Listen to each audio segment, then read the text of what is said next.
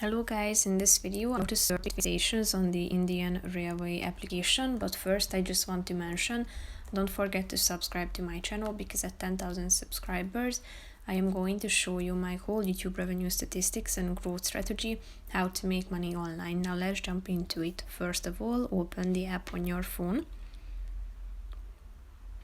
After that, you should tap on this X button at the top, then click on the home button down below on the left side corner of the screen, and after that tap on trains between stations in the middle of the screen.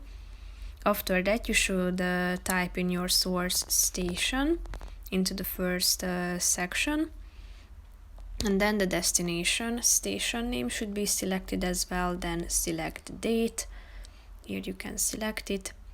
Tap on done and click on find trains down below in the middle of the screen, and you should wait a few seconds till it loads, and if there are any trains found between these stations, you will be able to see them at this page listed. So that's pretty much it for this video, guys. See you in the next one. Bye bye.